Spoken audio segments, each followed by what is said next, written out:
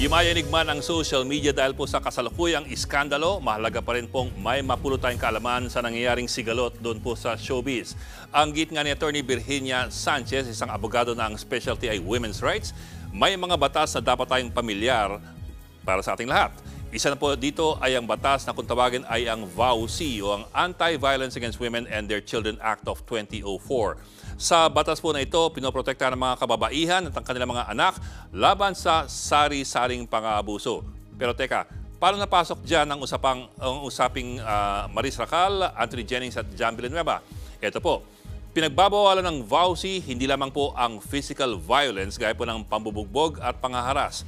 Bawal din ang psychological violence. Ano naman yon? Sa Section 3 ng batas, ito ay ang anumang magbibigay ng mental at emotional suffering sa biktima. Kasama po riyan ang intimidation, harassment, public ridicule, humiliation, verbal abuse at pati mental infidelity. Sino po ang saklaw ng batas na ito? Meron po ang mga asawang babae o kahit dating asawa. Kasama rin po yung mga nagli-live-in. At higit sa lahat, kasama rin ang mga nasa dating relationship lamang. Ibig pong sabihin, kahit kasintahan lamang, saklaw na ito ng VAUC. Ang definition po ng dating relationship ay may relasyon ang dalawa kahit walang kasal o simpleng merong romantic involvement on a continuing basis. Kaya't kahit kasintahan pa lamang, pwede na pong magreklamo ng psychological violence sa ilalim po ng VAUC. Halimbawa lamang, ayon po kay Attorney Suarez, maring managot si Anthony Jennings sa kanyang kasintahan na si John Villanueva at pati na rin po kay Maris Racal. Lalo na po kung mapatunayang naloko ang dalawang babae. Kung sakali, ang parusa sa psychological violence kulong po ng 6 to 12 years. Marami pa pong probisyon ang VAUC na maaari niyo pong i-google kung sakali, gaya po ng economic abuse, withholding of support at yung mga protection orders. Importante po yung mga yun. I-google lamang po ninyo ang RA 6292.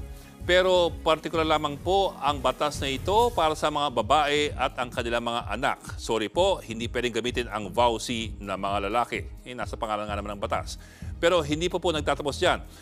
Kung maaring sabit si lalaki sa dalawang babae, maaring sabit din ang mismong babae na tila naagrabyado sa iskandalong ito.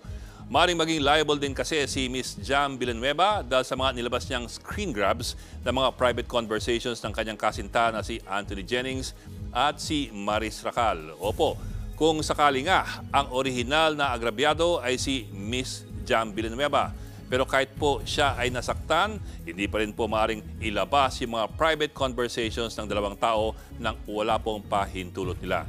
Lalabag kasi yan sa Data Privacy Act at sa Cybercrime Prevention Act at sa mga anti-defamation laws. At yan po siguro ang mas masakit sa lahat. Mga kapatid, Ed Lingaw po, maging maalam at may pakialam sa mga napapanahong balita sa ating bansa.